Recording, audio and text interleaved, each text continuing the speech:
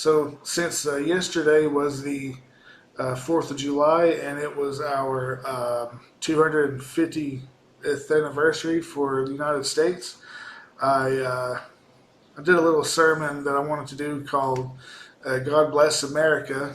Um, in these 250 years, we've had freedom, freedom of speech, freedom of religion, press, assembly, and petition, which is otherwise the First Amendment, freedom of speech. We've also had freedom of rights to privacy, property, and due process.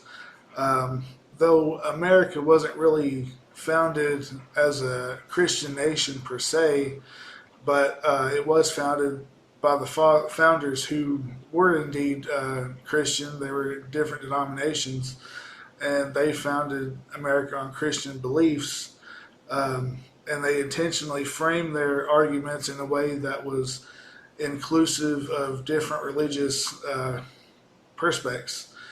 Um, in the First Amendment, it says that Congress shall make no law respecting an establishment of religion or prohibiting the free exercise thereof. This establishes the principle of religious freedom and prevents the government from establishing a national religion. Um, the Declaration of Independence claims that we hold these truths to be self evident that all men are created equal, that they are endowed by their Creator with uncertain, alienable rights, that among these are life, liberty, and the pursuit of happiness. Um, Men are endowed by their Creator. Uh, so what? Let's look at Genesis 1:27 with that. So God created mankind in His own image, and in the image of God, He created them male and female. And despite what the world says today, there are only two genders, male and female. And God created humans on the earth to be fruitful and increase in number, fill the earth and subdue it, rule over the fish in the sea and the birds in the sky, and over every living creature that moves on the ground. He gave us meat and vegetables and fruit for nourishment. He gave He gave us seeds to multiply and women to, give birth from those seeds. And, all God ever wanted was a relationship with us and for us to worship Him. And it says in Isaiah 43:7, everyone who is called by my name, whom I created for my glory, whom I formed and made. And then in Psalm 95:6, says, come, let us bow down and worship. Let us kneel before the Lord our Maker. And then 1 Peter 2:9 says, but you are a chosen people, a royal priesthood, a holy nation, God's special possession, that you may declare the praises of Him who called you out of darkness into His wonderful light. And as a nation, and as we as humans, we're all far from perfect, and we're not worthy of His glory. But despite that, with America, we still have that freedom to worship Him, and we still have that freedom to go out and proclaim His name in the streets, that Christ is Lord and Christ is our Savior. In many countries, if you even speak His name or uh, even have a Bible, you can be beheaded or thrown in prison. And we've not come that way yet in America, but there is still going to come a time when Christians are going to go through what Jews did during the Holocaust, if not even worse. But today isn't that day. Today, in our great nation, because of our freedoms, we can boldly say that Christ is King. And we still have that freedom to love our brothers and sisters as Christ loved us.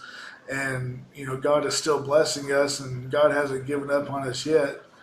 Um, in the past 250 years, each day we take things for granted of what God has given us and, what God has blessed us with.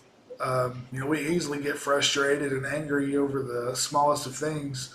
Like for example, a traffic jam or the heat we have in Florida, or you can watch how quickly the Wi-Fi goes out, and you can lose your mind after being in the middle of a show or playing a video game, and you're about to beat the final boss, and all of a sudden the power goes out, or you can't save the game.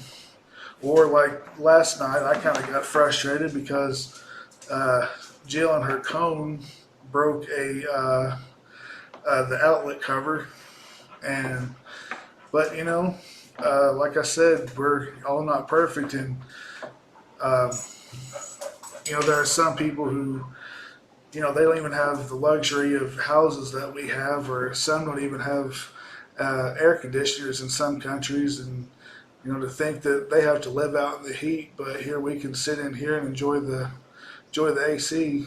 God has blessed us with so much that as hard as it may seem, we should just stop and thank Him for what He's blessed us with.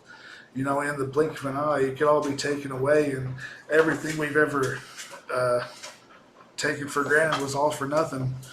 So, I don't make long-winded sermons, so that's pretty much what I got for today. But as I close out with this final thought, uh, with 250 more years to come, let's not forget that it was God that brought us here, and it's because of God that you have a life, and because of God that we have all these abundance of freedoms.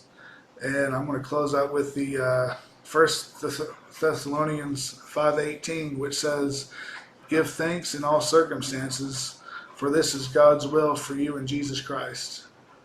So before we go into the close out with the announcements, is there anything anybody like to say or share?